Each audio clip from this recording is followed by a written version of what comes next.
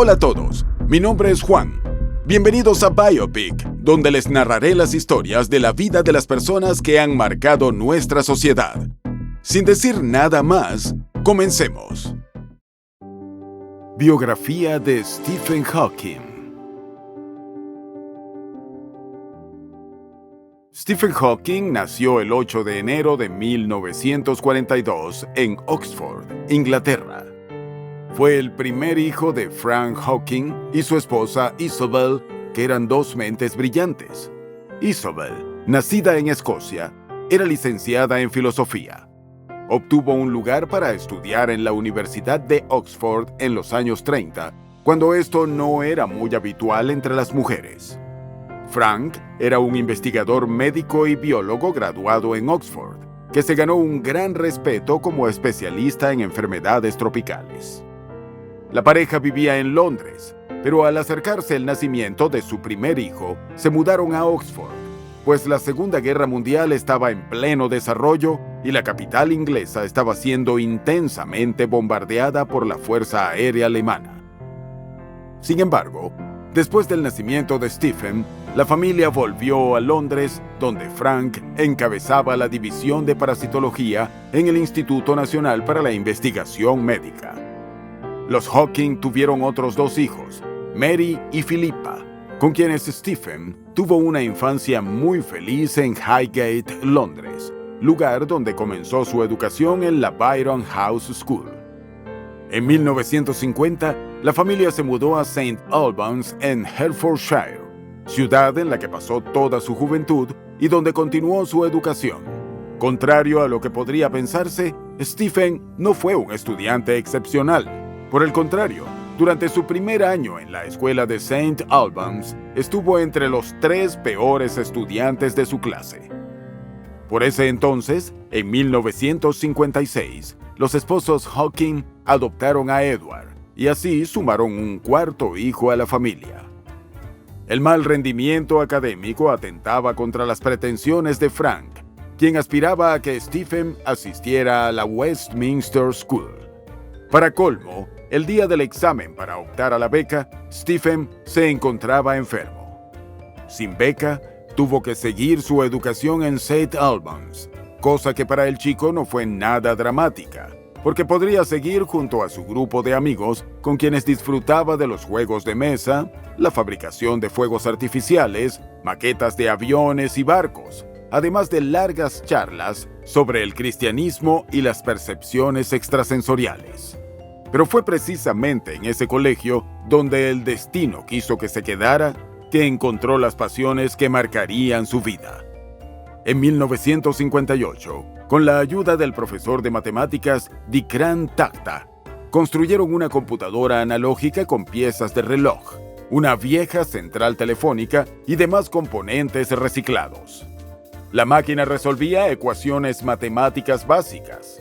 Aunque el padre de Stephen insistía en que estudiara medicina, el chico, inspirado por Dikran, se volcó a las matemáticas. Tuvo que encontrar una solución intermedia obligado por las circunstancias.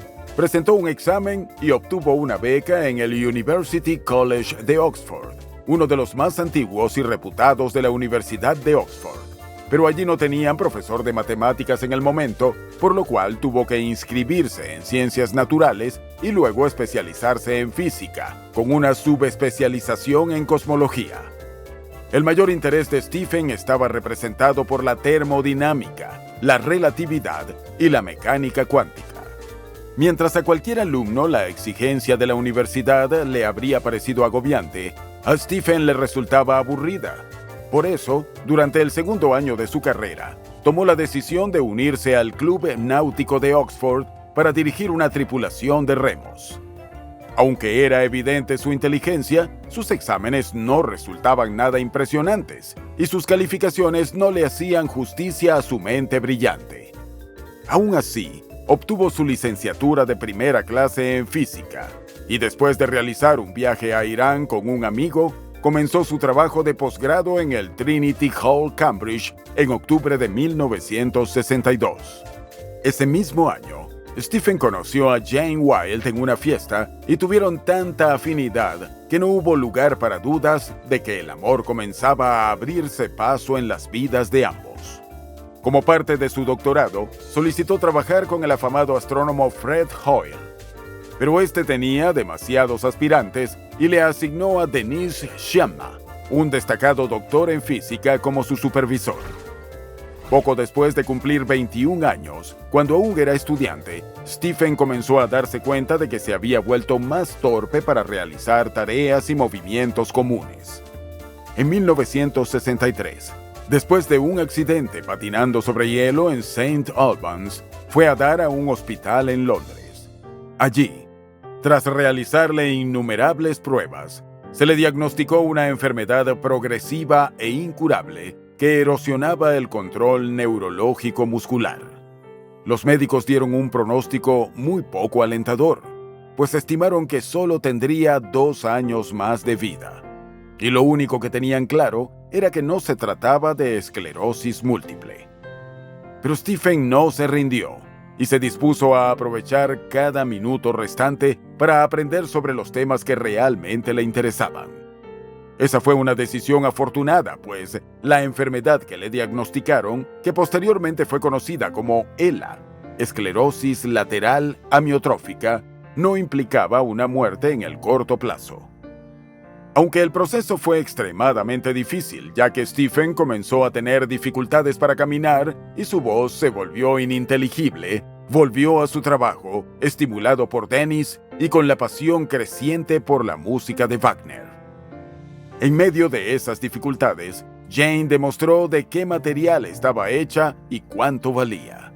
Ella se transformó en su pareja y prometió luchar junto a él contra la enfermedad que ganaba terreno. Stephen comenzó a ganarse una reputación de persona brillante y descarada. Como sabía que cada día de vida era un espacio ganado a la enfermedad, no perdía tiempo en maquillar o suavizar sus puntos de vista. Fue así como desafió en público al afamado físico Fred en una conferencia en junio de 1964 para informar a los presentes que el afamado físico se había equivocado en su desarrollo durante la ponencia. Ese mismo año, Stephen y Jane se comprometieron y en julio de 1965 se casaron en St. Albans. Aunque el matrimonio residía en Cambridge, durante los primeros años, Jane hacía vida en Londres de lunes a viernes para completar su carrera y volvía a casa para pasar el fin de semana con su marido. Durante los estudios para el doctorado, había un gran debate en la comunidad de físicos sobre las teorías prevalecientes sobre el comienzo del universo. La teoría del Big Bang, por un lado, y la del estado estacionario, por otro. Inspirado en un teorema previo de Roger Penrose sobre la singularidad de espacio-tiempo en el centro de los agujeros negros, Stephen escribió su tesis sobre este tema y la tituló Propiedades de los universos en expansión. Fue aprobada en marzo de 1966, con lo cual él obtuvo el título de Doctor en Matemáticas Aplicadas y Física Teórica. Además, ganó una beca de investigación en Cambridge. Al significativo logro académico se sumó uno igual de importante en el ámbito familiar. La pareja Hawking tuvo su primer hijo, al que llamaron Robert, en mayo de 1967. Para finales de esa década, las habilidades motrices de Stephen declinaron profundamente. Comenzó a usar muletas y no podía trasladarse para dar conferencias con tanta asiduidad. Sin embargo, él no se rindió y usó cualquier método alternativo para no depender de otros y mantener su libertad. En medio de esas nuevas dificultades relacionadas con su salud, se produjo el nacimiento de Lucy, la segunda hija de la pareja, en 1970. Su llegada los llenó de alegría y les dio impulso para seguir esforzándose. En enero de 1971, un ensayo de su autoría llamado Agujeros Negros ganó el premio de la Fundación para la Investigación de la Gravedad. Siguió investigando intensamente ese tema y fue así como postuló, junto a James Bardeen y Brandon Carter, las leyes de la termodinámica de los agujeros negros. En 1973 fue publicado su libro escrito junto a George Ellis, La estructura a gran escala del espacio-tiempo, que describió los fundamentos del espacio y su infinita expansión basados en la teoría de la relatividad general de Albert Einstein. Después de la edición del libro, Stephen dedicó sus fuerzas al estudio de la mecánica cuántica y su aplicación a la gravedad. Estos estudios fueron estimulados después de su visita a Moscú, donde conoció a Alexei Starobinsky y Yakov Seldovich, quienes plantearon la teoría de que los agujeros negros, al girar, emiten partículas. Esta teoría se hallaba totalmente contrapuesta a su visión de que los agujeros negros no podrían perder masa. Decidido a verificar o descartar su teoría, trabajó arduamente durante un año hasta que pudo presentar los resultados matemáticos que predicen que los agujeros negros emiten radiación. Su aporte fue tan significativo que se le llamó radiación de Hawking. Sin embargo, tropezó con la resistencia de los físicos a aceptarlo, aunque años después se admitió que tenía razón. En 1974, fue elegido miembro de la Sociedad Real y se convirtió en uno de los científicos más jóvenes de la historia en lograr la membresía. Ese mismo año, lo invitaron a hacerse cargo de la cátedra especializada en el Instituto de Tecnología de California en Pasadena, por lo cual Jane pidió que un estudiante de doctorado ayudara con los cuidados que necesitaba Stephen en su vida diaria. El primero en hacerse cargo fue Bernard Carr, quien estableció una buena relación con el brillante físico. Stephen regresó a Cambridge en 1975. Don Page, con quien había entablado amistad en California, llegó con él para trabajar como su asistente. En su indetenible carrera, fue designado profesor de física gravitacional en Cambridge, donde posteriormente se le otorgó la cátedra lucasiana de matemáticas, en la cual se desempeñó una figura tan destacada como Isaac Newton, por solo dar un ejemplo de las personas brillantes que tuvieron el mismo rol que Stephen. Su ascenso a la cátedra coincidió con una aguda crisis en su salud que lo llevó a aceptar los servicios de enfermería en su casa. Sus brillantes aportes le llevaron a recibir la medalla Eddington y la medalla de oro Pío XI por sus trabajos en física. En 1976 llegaron los premios Heinemann, Maxwell y la medalla Hughes, y en 1978 recibió la medalla Albert Einstein, además de un doctorado honorario de la Universidad de Oxford. Pero la enfermedad seguía ganando terreno. Para este momento, el habla de Stephen se había deteriorado totalmente, y solo los más cercanos podían entender sus palabras. También terminó de manifestarse totalmente su imposibilidad motora, lo que llevó a Stephen y Jane a una disputa con la universidad para mejorar los accesos a los edificios para personas con discapacidades como la de él. Aunque la vida golpeaba duro, Stephen no se rendía. Por ese entonces, cometió algunos errores que le valieron la crítica de otros físicos matemáticos, pero se tomó el asunto con un humor impensable. Por ejemplo, apostó con su amigo Kip Thorne una suscripción de 4 años a la revista Penthouse, a que el sistema binario Cisne X1 no contenía un agujero negro. Stephen perdió la apuesta y tuvo que pagar la suscripción. Redobló la apuesta entonces con el físico Gordon Kane acerca de que el bosón de Higgs no existía, y aunque pasaron muchos años para conocerse el resultado, nuevamente mordió el polvo de la derrota. En abril de 1979, nació su tercer hijo, Timothy. Al mismo tiempo, Stephen estaba viviendo una profunda transición en su enfoque de la física, volviéndose más intuitivo en lugar de buscar en todo las pruebas matemáticas. En 1981, planteó que la información en un agujero negro se perdía irremediablemente al evaporarse totalmente. Esta paradoja de la información violaba el principio fundamental de la mecánica cuántica y abrió un debate de años que se conoció en el medio científico como la guerra del agujero negro, con Leonard Susskind y Gerald Hoof.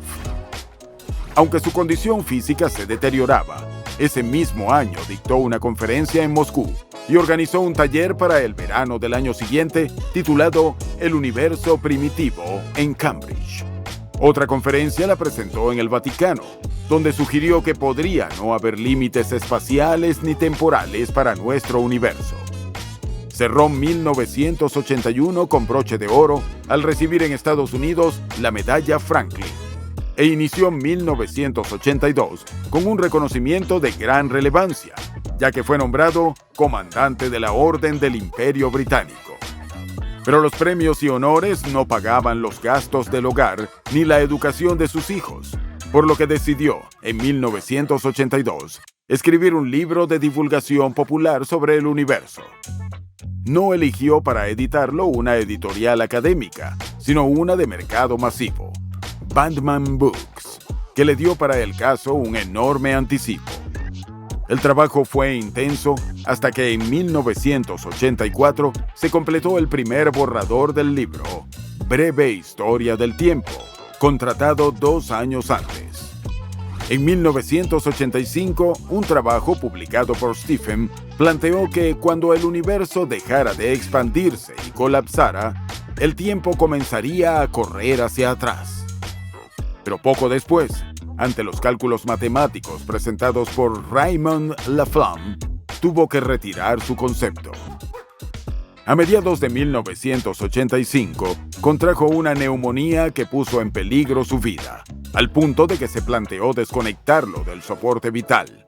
Pero Jane se opuso rotundamente y le fue practicada de emergencia una traqueotomía que le provocó la pérdida total del habla. A partir de ese momento, necesitó el acompañamiento de personal de enfermería las 24 horas en su casa. La costosa ayuda fue financiada por una fundación estadounidense.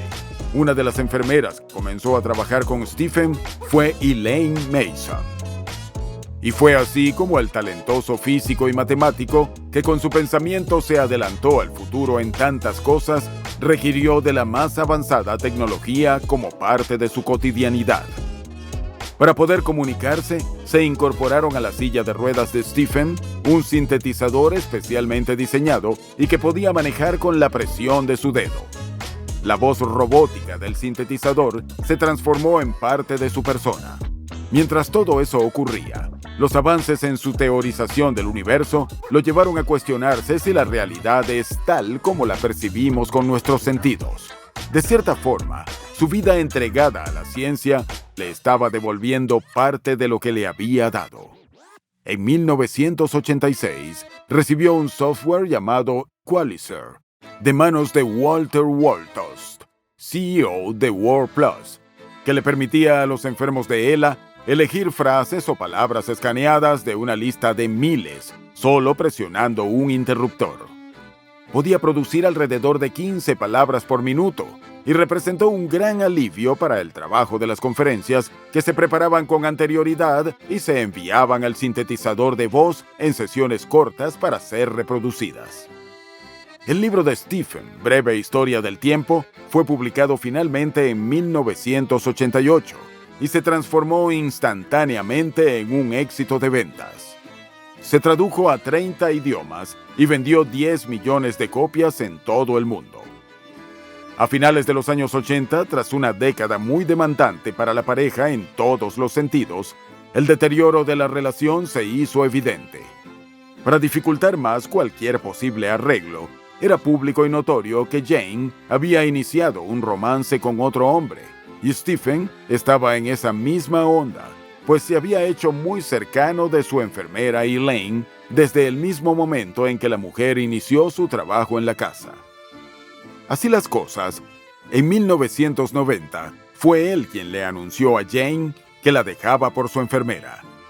Jane comentó posteriormente que el movimiento en la casa de gente desconocida, asistentes y médicos hizo que el interés en su pareja se deteriorara irremediablemente. El divorcio se les otorgó definitivamente en 1995 y Stephen e Elaine se casaron en septiembre de ese año. Stephen estaba en un buen momento de su carrera. La celebridad por su obra de divulgación lo llevó a importantes recompensas financieras y también implicó desafíos a su nuevo estatus. Viajó mucho para promocionar sus libros y se mezcló en muchas fiestas hasta altas horas de la madrugada. El tiempo para su trabajo y la atención de sus alumnos se vio seriamente limitado. Pero sus aportes eran tan valiosos que siguieron llegando los reconocimientos a su obra con títulos y premios como la Medalla de la Sociedad Astronómica Real, la Medalla Paul Dirac y el prestigioso Premio Wolf en 1988. Desde 1993 a 1996, participó en la serie de televisión de la BBC, El universo de Stephen Hawking, basada en su famoso libro. Pero otro libro estaba por aparecer y tendría un fuerte impacto. Esta vez, el autor no fue Stephen, sino Jane. En 1999, publicó un libro de memorias llamado Música para mover las estrellas, en el que describió su matrimonio con Stephen y su ruptura. Las revelaciones que hizo causaron sensación en los medios. Sin embargo, Stephen nunca hizo declaraciones públicas sobre el libro. A principios del nuevo siglo, la familia de Stephen se mostró muy preocupada por supuestos abusos físicos contra él. Se llevaron a cabo investigaciones policiales, pero fueron cerradas debido a que él nunca presentó ninguna denuncia. Manteniéndose ajeno a la diatriba sobre su vida personal, Stephen se dedicó a otra materia que consideraba esencial. Tomó como bandera la defensa pública de las personas discapacitadas y junto a otras 11 personas muy destacadas, firmó la Carta para el Tercer Milenio sobre Discapacidad, que exhorta a los gobiernos a prevenir la discapacidad y proteger los derechos de las personas discapacitadas. Después de tantos sinsabores en el aspecto personal, en 2002 recibió una enorme satisfacción con la publicación de su segundo libro, El universo en una cáscara de nuez, que fue aclamado como una obra maestra de la física moderna. Stephen perdió gradualmente el movimiento de su mano, por lo que en 2005 empezó a controlar su sintetizador con movimiento de las mejillas, bajando la velocidad de comunicación a una palabra por minuto. Este declive estuvo a punto de causarle síndrome de enclaustramiento, y él no estaba dispuesto a permanecer así. Por ello, colaboró con investigadores de Intel para desarrollar un sistema que tradujera patrones cerebrales o expresiones faciales para convertirlos en activadores de interruptores. Los prototipos realizados fueron un fracaso, por lo que se decidieron por un software predictor de palabras adaptativo, que fue cargado con documentos y trabajos anteriores. El resultado fue positivo y muy similar al software predictivo que se usa hoy en el teclado de los smartphones.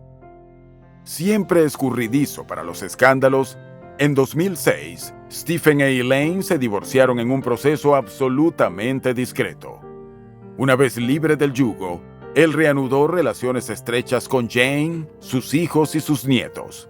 El cambio fue tan positivo para todos que se publicó una versión revisada del libro de Jane retitulada Viajando al Infinito, la cual se editó para incluir la nueva relación entre los miembros de la familia.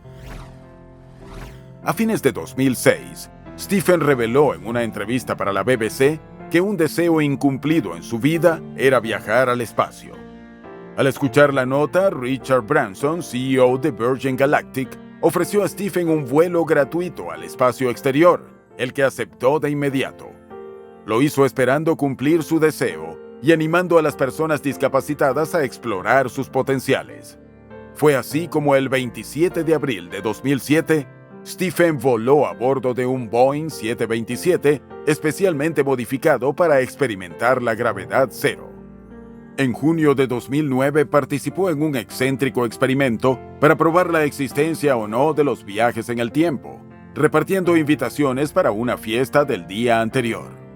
Nadie se presentó a la fiesta sin invitaciones previas, por lo que él declaró irónicamente que la mejor prueba de que los viajes en el tiempo no existían era que no había una invasión de una legión de turistas del futuro. Su mente seguía siendo brillante, pero la ELA avanzaba sin misericordia. Ya no podía utilizar la silla de ruedas de forma independiente. Las mismas personas que desarrollaron su nueva forma de comunicarse trabajaron en ello, pero nunca pudieron hacer que la silla se moviera correctamente porque ya él no podía mover el cuello. Las dificultades para respirar se hicieron más frecuentes, por lo que fue hospitalizado en muchas ocasiones. Demostrando que la fuerza de su espíritu era mayor, su difícil condición física no le impidió narrar el segmento Iluminación de la ceremonia inaugural de los Juegos Paralímpicos de Londres en 2012. Ese mismo año, se supo del hallazgo del famoso bosón de Higgs, cuya existencia era negada por Stephen, y por el cual había apostado casi 2 décadas antes con un científico amigo. Así las cosas, Stephen tuvo que admitir públicamente su error y pidió el premio Nobel para Peter Higgs, quien lo recibió al año siguiente. Su enfermedad avanzaba y su calidad de vida era cada vez más precaria. En medio de esa tormenta perfecta, en 2013, Stephen expresó su apoyo a la legalización de la eutanasia para enfermos terminales. En 2014 se estrenó la película La Teoría del Todo, basada en las memorias de Jane, donde se describe la vida de Stephen. Su personaje fue encarnado por Eddie Redmayne, quien ganó el Oscar por Mejor Actor. Tras permanecer alejado de las entrevistas durante unos años, en 2017 accedió a una conversación con el canal Smithsonian que se tituló Dejar la Tierra o colonizar un planeta. Fue su última entrevista. Stephen murió en su casa de Cambridge el 14 de marzo de 2018 a los 76 años. Según señaló su familia, murió en paz. Lo despidieron en un funeral privado que tuvo lugar el 31 de marzo en una iglesia de Cambridge.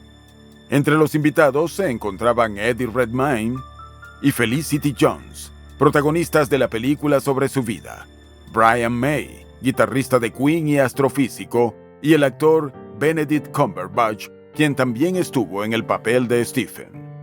Aunque Stephen era ateo, se llevó a cabo un servicio anglicano tradicional. Sus restos fueron cremados y las cenizas enterradas en la abadía de Westminster, en un lugar que, sin duda, él consideraría ideal. Está entre las tumbas de Isaac Newton y Charles Darwin.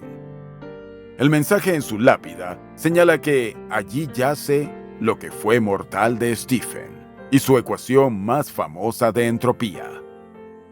En junio, se anunció que las palabras de Stephen, con música de Vangelis, se transmitirían al espacio exterior desde España y hacia el agujero negro más cercano. Su último libro de investigación se editó en forma póstuma titulado Respuestas breves a las grandes preguntas. Sus posesiones fueron subastadas y lo recaudado se destinó a organizaciones benéficas. En 2019, en Inglaterra, se emitió una moneda conmemorativa de 50 peniques en honor a Stephen. El legado de su investigación en astrofísica sigue y seguirá vigente a través de los años.